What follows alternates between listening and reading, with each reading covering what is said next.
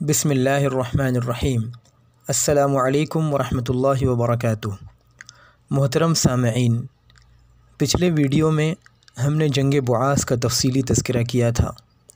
آج کے ویڈیو میں انشاءاللہ ہم بیان کریں گے کہ جنگ بعاث کے بعد مدینہ کے حالات کس طرح تبدیل ہوئے اور کس طرح جنگ بعاث نے اسلام کی نشر و اشاعت کے لیے مدینہ میں راہ ہموار کی۔ جنگ بعاث کے بعد مدینہ کا ماحول تبدیل ہو گیا تھا۔ ایک طرف اوس و خزرج تھے جن کے پاس کوئی سیاسی اور اجتماعی قائد نہیں بچا تھا۔ ان کے بڑے بڑے سردار اور قائدین قتل کیے جا چکے تھے۔ اس طرح سے ایک سیاسی اور اجتماعی خلا تھا جسے پر کرنا نہایت ضروری تھا۔ اوس اور خزرج جنگ کی تباہ کاریاں، بربادیاں اور بے انتہا جانی نقصان دیکھ کر افسوس کرتے تھے۔ دونوں قبیلوں نے طے کر لیا تھا کہ اب مل جل کر رہیں گے، لڑیں گے نہیں، لیکن مستقبل میں سب مل جل کر رہیں اس کے لیے ایک ایسا قائد اور ایک ایسا لیڈر تلاش کیا گیا جو دونوں فریقین کے یہاں قابل احترام ہو۔ یہ تلاش عبداللہ بن ابی بن سلول پر آ کر ختم ہوئی، کیونکہ اس نے اپنے آپ کو اس جنگ سے دور رکھا تھا اور اس یہودی لڑکے کو بھی قتل کرنے سے منع کر دیا تھا۔ اگر آپ پچھلے قسط دیکھیں گے تو اس کی پوری تفصیل آپ کو مل جائے گی۔ اور خزرج نے متفقہ طور سے تسلیم کر لیا تھا کہ عبداللہ بن ابی بن سلول کو مدینہ کا بادشاہ بنا دیا جائے۔ اس لڑکے کو قتل نہ کرنے کی وجہ سے عبداللہ بن ابی بن سلول مدینہ کے لوگوں کے یہاں بھی قابل احترام بن گیا تھا۔ عبداللہ بن ابی بن سلول کو بادشاہ بنانے کی تیاریاں بڑے زور و شور سے جاری تھیں۔ اس کے لیے تاج پہنانے کی تیاریاں بھی ہو رہی تھیں، لیکن اسی درمیان میں اللہ کے نبی صلی اللہ علیہ وسلم مدینہ تشریف لے آئے اور مدینہ کا ماحول بالکل بدل گیا۔ لوگوں نے اللہ کے نبی صلی اللہ علیہ وسلم کو اپنا قائد اور اپنا رہنما تسلیم کر لیا۔ یہ دیکھ کر عبداللہ بن ابی بن سلول کے دل میں اللہ کے نبی صلی اللہ علیہ وسلم کے خلاف بغض اور نفرت بیٹھ گئی، اور مرتے دم تک اس نے اللہ کے نبی صلی اللہ علیہ وسلم اور مسلمانوں کو اپنی سازشوں سے تکلیفیں پہنچائی۔ مدینہ میں ایک طرف اوس و خزرج تھے۔ اوس و خزرج کو اس بات کا بھی خدشہ تھا کہ اگر وہ بغیر کسی سیاسی قائد کے رہے تو ایسا نہ ہو کہ یہودی مدینہ پر دوبارہ غالب آ جائیں۔ پچھلی ویڈیو سے آپ اندازہ لگا سکتے ہیں کہ مدینہ میں پہلے یہودیوں کا غلبہ تھا، لیکن جیسے جیسے اوس و خزرج کی تعداد بڑھنے لگی تو اوس و خزرج کا مدینہ پر غلبہ حاصل ہو گیا۔ اوس و خزرج کو مدینہ پر غلبہ حاصل ہو گیا۔ دوسری طرف مدینہ میں یہود تھے جنہیں مذہبی اور علمی لحاظ سے اوس اور خزرج پر فوقیت حاصل تھی۔ یہودیوں کے پاس تورات تھی، ان کے پاس ایک مستقل مذہبی نظام تھا، فقہی احکامات تھے، عبادات کی انجام دہی کا ایک طریقہ تھا، مگر اوس اور خزرج بت پرست تھے، ان کے پاس ایسا کچھ نہیں تھا۔ یہودیوں کو پتہ تھا کہ آخری نبی آنے والے ہیں اور ان کے آنے کا وقت بہت قریب ہے، تو کبھی کبھار یہودیوں میں اور اوس و خزرج میں نوک جھونک ہو جایا کرتی تھی۔ تو یہودی اوس و خزرج کو ڈراتے اور دھمکاتے تھے کہ بہت جلد ایک آخری نبی آنے والے ہیں، ہم ان کی پیروی کریں گے اور ان کے ساتھ مل کر تمہیں قوم عاد اور قوم ارم کی طرح قتل کر دیں گے۔ یہودیوں کی ان باتوں سے اوس اور خزرج بھی اس آخری نبی کا انتظار کرنے لگے تھے۔ اب مدینے میں ایک سوال و جواب اور غور و فکر کی فضا قائم ہونے لگی تھی۔ پرانے انبیاء کون ہیں؟ ان کی تعلیمات کیا ہیں؟ ان کی قومیں کیوں ہلاک ہو گئیں؟ اوس اور خزرج نے اس بارے میں سوچنا شروع کر دیا تھا۔ سوچتے سوچتے غیر شعوری طور سے وہ پرانے انبیاء کی تعلیمات سے بالکل تقریباً غیر شعوری طور سے واقف ہو گئے تھے۔ غیر شعوری طور سے اوس و خزرج پرانے انبیاء سے اتنے واقف ہو گئے تھے کہ انہیں اس بات کا اندازہ ہو چکا تھا کہ اگر وہ نبی آ جائیں تو ہم بڑھ کر یہودیوں سے پہلے اس نبی کو قبول کر لیں گے۔ اور اللہ کا کرنا ایسا ہی ہوا۔ ایک چھوٹا سا واقعہ ہوا، لیکن یہ واقعہ بہت بڑے واقعے کی تمہید بنا اور اس واقعے نے پوری تاریخ کا رخ موڑ دیا۔ یہ واقعہ کیا تھا؟ اس واقعے کو جاننے کے لیے ہمیں مکہ مکرمہ کا رخ کرنا ہوگا۔ آئیے مکہ مکرمہ چلتے ہیں۔ لبیک اللہم لبیک لبیک لا شریک لک لبیک ان الحمد والنعمت لک والملک لا شریک لک۔ ہوا یوں کہ نبوت کا 11واں سال تھا، یعنی آپ صلی اللہ علیہ وسلم کو نبی بنے ہوئے 11 سال ہو چکے تھے۔ नबी सल्लल्लाहु अलैहि वसल्लम का मामूल था कि आप हज के मौसम में आने वाले मुख्तलिफ़ अरब कबाइल को इस्लाम की दावत देते थे। आपका गुज़र मिना की घाटी से हुआ, जहां मदीना के कबीले खजरज के 6 अफराद बैठे हुए थे। ये जगह आज मिना में मस्जिद बैअतुल अक़बा के नाम से जानी जाती है। आप सल्लल्लाहु अलैहि वसल्लम ने उनसे कहा, आप कौन लोग हैं? उन्होंने कहा, हम खजरज से ताल्लुक़ रखते हैं। आप सल्लल्लाहु अलैहि वसल्लम ने फरमाया, यानी यहूद के हलीफ हो, यानी यहूदियों के साथ तुम्हारा मुआहदा है? बोले हाँ। फिर आप सल्लल्लाहु अलैहि वसल्लम ने फरमाया, बैठकर कुछ बातचीत करते हैं। वो बैठ गए। आप सल्लल्लाहु अलैहि वसल्लम ने उनके सामने इस्लाम की हकीकत बयान फरमाई, उन्हें तौहीद की दावत दी और उनके सामने कुरान मजीद की तिलावत फरमाई। आपकी बात ख़त्म होने के बाद उनमें से एक शख्स ने कहा, जान लो ये वही पैगंबर हैं जिनकी बेइज्जती से यहूदी हमें डराते थे। ऐसा ना हो कि वो हमसे पहले इस दीन को कबूल कर लें। लिहाजा वो सब ईमान ले आए और नबी सल्लल्लाहु अलैहि वसल्लम से कहा, हम अपनी कौम को दुश्मनी और टकराव की बदतरीन हालत में छोड़कर आए हैं। हमें उम्मीद है कि अल्लाह ताला आपके ज़रिए उनमें उल्फत डाल देगा। अब हम मदीना वापस जा रहे हैं और उनको इस दीन की तरफ बुलाएंगे। अगर उन लोगों ने भी इस दीन को कबूल कर लिया तो कोई भी हमारी नज़रों में आपसे ज़्यादा अजीज़ व मोहतरम ना होगा। इन 6 लोगों ने मदीना वापस आकर इस्लाम की तबलीग करनी शुरू कर दी। अल्हम्दुलिल्लाह मदीने में नौबत यहाँ तक पहुँच गई कि मदीने में कुरान मजीद की तिलावत की जाने लगी। हुआ ये कि इन 6 लोगों में से एक शख्स थे, राफ़े इब्न मालिक रज़ी अल्लाह तआला अन्हु, जिन्होंने अल्लाह के नबी सल्लल्लाहु अलैहि वसल्लम के हाथ पर इस्लाम कबूल किया था। उनका ताल्लुक़ खजरज के एक बड़े कबीले बनु ज़ुरैक़ से था। इस वक्त हम जिस जगह खड़े हुए हैं वो तकरीबन बनु ज़ुरैक़ की आबादी थी और हमारे पीछे की तरफ जहाँ ये सुरंग ख़त्म होती है, यहाँ एक मस्जिद थी, मस्जिद बनु ज़ुरैक़ मदीना की वो पहली मस्जिद जहाँ कुरान मजीद की तिलावत की गई अल्लाह के नबी सल्लल्लाहु अलैहि वसल्लम के मदीना आने से पहले। ये मस्जिद नबवी की जुनूबी सिमत में मस्जिद बिलाल और मस्जिद नबवी के दरमियान में वाक़ई थी। अगर आप तकरीबन 50-60 साल पहले यहाँ के रहने वाले लोगों से पूछेंगे तो वो आपको मस्जिद बनी ज़ुरैक़ के बारे में बताएंगे। मस्जिद बनी ज़ुरैक़ तकरीबन 50-60 साल पहले यहाँ मौजूद थी, लेकिन जदीद तामीराती काम की वजह से उसे मुनहदिम कर दिया गया।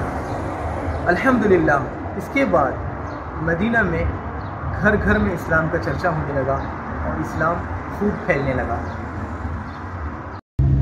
आइंदा साल यानी अल्लाह के नबी सल्लल्लाहु अलैहि वसल्लम के नबी बनने के 12वें साल यानी बैअत के 12वें साल इन 6 लोगों की दोबारा अल्लाह के नबी सल्लल्लाहु अलैहि वसल्लम से मुलाकात हुई। 6 में से 5 लोगों की इस मरतबा पूरे 12 लोगों की अल्लाह के नबी सल्लल्लाहु अलैहि वसल्लम से हज के मौसम में मुलाकात हुई। इन 12 लोगों में से 10 खजरज के थे और 2 औस के थे। यहाँ अल्लाह के नबी सल्लल्लाहु अलैहि वसल्लम के हाथ पर बैअत हुई, जिसे इस्लाम की पहली बैअत अक़बा ऊला कहा जाता है। अल्लाह के नबी सल्लल्लाहु अलैहि वसल्लम ने इनके हाथ पर बैअत की कि इकरार करो कि अल्लाह के साथ किसी को शरीक नहीं करोगे, ज़िना नहीं करोगे, बुहतान नहीं लगाओगे, चोरी नहीं करोगे, अपने हाथ और अपने पैर के दरमियान बुहतान नहीं लगाओगे। जिस शख्स ने ये काम किया तो उसका अजर अल्लाह रब्बुल आलमीन पर है, और जिसने ये काम नहीं किया यानी इन तमाम बातों को नहीं माना तो उसका गुनाह उसे क़यामत के दिन मिलेगा। ये बैअत करने के बाद ये 12 लोग मदीना मुनव्वरा वापस आ गए। इन तमाम लोगों ने अल्लाह के नबी सल्लल्लाहु अलैहि वसल्लम से गुजारिश की कि हमारे साथ किसी ऐसे शख्स को भेजिए जो मदीना में इस्लाम की तबलीग करे, जो हमसे ज़्यादा दीन के बारे में जानता हो। अल्लाह के नबी सल्लल्लाहु अलैहि वसल्लम ने हज़रत मुसाब इब्न उमर रज़ियल्लाहु तआला अन्हु को इनके साथ में भेजा। हज़रत मुसाब इब्न उमर रज़ियल्लाहु तआला अन्हु मदीना में आए। कहा जाता है कि हज़रत मुसाब इब्न उमर रज़ियल्लाहु तआला अन्हु जिस इलाके में आकर रुके थे वो यही इलाका है जहाँ अभी हम खड़े हुए हैं। इस वक्त हम मस्जिद नबवी में बाब जिब्रील के पास और बाब बिलाल के दरमियान में खड़े हुए हैं। अगर आप इस इलाके का सही तसव्वुर करना चाहें तो 1400-1450 साल पीछे जाएं, जब मस्जिद नबवी नहीं थी, मस्जिद कुबा नहीं थी, मदीना मुनव्वरा में हर तरफ या तो काले पत्थरों वाली ज़मीन थी या तो खजूर के बागात थे। तो यहाँ बनु नज्जार का एक बड़ा कबीला जिसे बनु गनम या बनु गुनम कहते हैं, वो लोग आबाद थे। और मुसअब इब्न उमर रज़ियल्लाहु ताला अन्हु जिनके घर में आकर रुके थे, उनका नाम हज़रत असअद इब्न ज़ुरारा रज़ियल्लाहु ताला अन्हु था। हज़रत असअद इब्न ज़ुरारा रज़ियल्लाहु ताला अन्हु इसी कबीले से ताल्लुक़ रखते थे और उनकी तकरीबन यही आबादी थी, बाब जिब्रील और बाब बिलाल के दरमियान और बकी तक का हिस्सा। तो यहाँ सबसे पहले हज़रत मुसअब इब्न उमर रज़ियल्लाहु ताला अन्हु आकर रुके थे। मदीना आने के बाद हज़रत मुसअब इब्न उमर रज़ियल्लाहु ताला अन्हु ने बहुत ज़ोर व शोर से और बहुत जान लगाकर इस्लाम की तबलीग और इस्लाम की खिदमत करनी शुरू कर दी। जिनके यहाँ वो मेहमान बनकर आए थे हज़रत असअद इब्न ज़ुरारा रज़ियल्लाहु ताला अन्हु, वो उन्हें लेकर मदीना के मुख्तलिफ़ इलाक़ों में जाते थे दीन की तबलीग करने के लिए। हज़रत असअद इब्न ज़ुरारा रज़ियल्लाहु ताला अन्हु हज़रत मुसअब इब्न उमर रज़ियल्लाहु ताला अन्हु को औस के इलाक़े में लेकर जाने लगे। औस के इलाक़े में बिलखुसूस बनी ज़फ़र में और बनी अब्दुल अशहल के पास उनके जाने का इरादा था। हज़रत असअद इब्न ज़ुरारा रज़ियल्लाहु ताला खज़रज के थे, लेकिन अब उन्होंने दावत व तबलीग का रुख औस की तरफ मोड़ दिया। औस में ये जो दो कबीले थे, ये दो बहुत बड़े कबीले थे, बनी ज़फ़र और बनी अब्दुल अशहल। बनी ज़फ़र के एक बाग में कुआं था। उस कुएं के पास हज़रत मुसअब इब्न उमर रज़ियल्लाहु ताला अन्हु और हज़रत असअद इब्न ज़ुरारा रज़ियल्लाहु ताला अन्हु और दूसरे जो लोग मदीना में मुसलमान हो चुके थे वो बैठे हुए थे एक कुएं के किनारे। हम इस वक्त बनु ज़फ़र के इलाके में हैं। बनु ज़फ़र का इलाका मस्जिद नबवी से मशरक़ी सिमत में था। मस्जिद नबवी यहाँ से 1 किलोमीटर से भी कम के फासले पर है। और बनु ज़फ़र के साथ ही लगकर बनु अब्दुल अशहल का इलाका था। इंशाअल्लाह हम अभी बनु अब्दुल अशहल के इलाके में जाएंगे। बनु ज़फ़र का इलाका हर्रा शर्क़िया के इब्तिदा में वाक़ था। हर्रा शर्क़िया में वाक़ था। आप ये पत्थर देख सकते हैं, इन पत्थरों से आप अंदाज़ा लगा सकते हैं कि ये पत्थर बुरकानी पत्थर हैं, यानी हर्रा शर्क़िया के पत्थर हैं। इन पत्थरों आग से झुलसे हुए पत्थर हैं। तो जिस इलाके में हम बैठे हुए हैं ये बनु ज़फ़र का इलाका है जो कि मस्जिद नबवी के मशरक़ी सिमत में था। यहाँ हज़रत असअद इब्न ज़ुरारा और मुसअब इब्न उमर रज़ियल्लाहु ताला अन्हु बैठे हुए थे। इस बात की खबर किसी तरह से हज़रत उसैद इब्न हुज़ैर रज़ियल्लाहु ताला अन्हु और हज़रत सअद इब्न मुआज़ रज़ियल्लाहु ताला अन्हु को लग गई। हज़रत उसैद इब्न हुज़ैर रज़ियल्लाहु ताला अन्हु और हज़रत सअद इब्न मुआज़ रज़ियल्लाहु ताला अन्हु, ये दोनों कबीले औस के एक बहुत बड़े कबीले, एक बहुत बड़े ख़ानदान बनु अब्दुल अशहल से इन दोनों का ताल्लुक़ था। उसैद इब्न हुज़ैर रज़ियल्लाहु ताला अन्हु के वालिद, अगर आपको पता होगा, जंग बुआस में इन्हीं के वालिद सरदार थे। हज़रत उसैद इब्न हुज़ैर रज़ियल्लाहु ताला अन्हु के वालिद हुज़ैर अल-कताइब और हज़रत सअद इब्न मुआज़ रज़ियल्लाहु ताला अन्हु बनी अब्दुल अशहल के बड़ों सरदारों में से थे। सन 5 हिजरी में इनका इंतकाल हुआ हज़रत सअद इब्न मुआज़ रज़ियल्लाहु ताला अन्हु का जंग खंदक के नतीजे में। और सिर्फ 6 साल की मुद्दत इन्हें मिली इस्लाम की खिदमत के लिए, लेकिन इस्लाम की खिदमत इन्होंने इस 6 साल की मुद्दत में इतनी ज़बरदस्त की, इतनी जाफशानी और इतने खलूस के साथ की कि इनकी मौत के वक्त रहमान का अर्श हिल गया था। तो हज़रत उसैद इब्न हुज़ैर और हज़रत सअद इब्न मुआज़ को जब पता चला कि ये लोग कबीले खज़रज के लोग हमारे इलाके में आए हैं, तो हज़रत सअद इब्न मुआज़ ने हज़रत उसैद इब्न हुज़ैर से कहा कि तुम जाओ जाकर देखो कि ये कौन लोग हैं जो हमारे इलाके में आकर एक नए दीन की तबलीग कर रहे हैं। हज़रत उसैद इब्न हुज़ैर रज़ियल्लाहु ताला अन्हु बनी ज़फ़र के इस इलाके में आए और देखते ही हज़रत असअद इब्न ज़ुरारा से कहा कि तुम कौन लोग हो, हमारे नौजवानों को यानी हमारे कमज़ोरों को बेवकूफ़ बना रहे हो और उन्हें बहका रहे हो, कौन लोग हो, क्या बात कर रहे हो। हज़रत उसैद इब्न हुज़ैर रज़ियल्लाहु ताला अन्हु का ये रवैया देख कर हज़रत असअद इब्न ज़ुरारा ने हज़रत मुसअब इब्न उमर रज़ियल्लाहु ताला अन्हु से कहा कि ये अपनी कौम का एक सरदार है, ज़रा इससे यानी ठीक से बर्ताव किया जाए। हज़रत मुसअब इब्न उमर रज़ियल्लाहु ताला अन्हु ने हज़रत उसैद इब्न हुज़ैर रज़ियल्लाहु ताला अन्हु से कहा कि आप थोड़ी देर तशरीफ़ रखें, हम इंशाअल्लाह मिलकर कुछ बैठ कर बात करते हैं। हज़रत मुसअब इब्न उमर रज़ियल्लाहु ताला अन्हु ने उनके सामने इस्लाम की दावत पेश की, कुरान मजीद की तिलावत की। ये सुनकर, कुरान मजीद की तिलावत सुनकर हज़रत उसैद इब्न हुज़ैर रज़ियल्लाहु ताला अन्हु का चेहरा बिल्कुल बदल गया। लोगों को अंदाज़ा हो गया कि अब ये इस्लाम कबूल करना चाहते हैं। खुद बढ़कर हज़रत उसैद इब्न हुज़ैर रज़ियल्लाहु ताला अन्हु ने कहा कि अगर कोई शख्स आप लोगों का दीन कबूल करना चाहे तो उसे क्या करना पड़ेगा। हज़रत मुसअब इब्न उमर रज़ियल्लाहु ताला अन्हु ने कहा कि वो नहाए, कलमे शहादत पढ़े और 2 रकात नमाज़ पढ़ ले। यहाँ हज़रत उसैद इब्न हुज़ैर रज़ियल्लाहु ताला अन्हु ने इस्लाम कबूल कर लिया, लेकिन उन्होंने कहा कि मेरे पीछे एक शख्स और है, अगर उसने भी आपकी बात मान ली तो हमारी पूरी कौम आपकी बात मान लेगी। वो यहाँ से हज़रत سعد ابن معاذ رضی اللہ تعالیٰ عنہ کے یہاں گئے، یعنی سعد ابن معاذ رضی اللہ تعالیٰ عنہ کو جا کے انہوں نے رپورٹ کیا بنو عبد الاشل کے علاقے میں۔ اب ہم بنو عبد الاشل کے علاقے میں جاتے ہیں اور پورا قصہ ہم وہاں مکمل کریں گے۔ حضرت اسید ابن حضیر رضی اللہ تعالیٰ عنہ نے حضرت سعد ابن معاذ رضی اللہ تعالیٰ عنہ کو جا کے بتایا۔ حضرت سعد ابن معاذ اور حضرت اسید ابن حضیر رضی اللہ تعالیٰ عنہ دونوں کا تعلق قبیلے بنو عبد الاشل سے تھا۔ قبیلے بنو عبد الاشل یہ اوس کا بہت بڑا قبیلہ تھا۔ اس وقت ہم قبیلے بنو عبد الاشل کی آبادی میں کھڑے ہوئے ہیں۔ یہ حرہ شرقیہ میں واقع تھا۔ آپ ان پتھروں کو دیکھ کے اندازہ لگا سکتے ہیں، یہ پتھر تقریباً 1500 سال سے یہ پتھر اپنی اصلی حالت پر ہیں۔ اب ہمارے آس پاس بھی آپ دیکھ سکتے ہیں کالے پتھروں والی زمینیں ہیں۔ یہ دونوں علاقے بنو ظفر اور بنو عبد الاشل مسجد نبوی سے بہت قریب تھے، یعنی آج کے زمانے کی مسجد نبوی سے۔ اس زمانے میں تو مسجد نبوی نہیں تھی۔ آپ ہمارے پیچھے کی طرف دیکھ سکتے ہیں، آپ کو مسجد نبوی کے مینار نظر آ رہے ہیں۔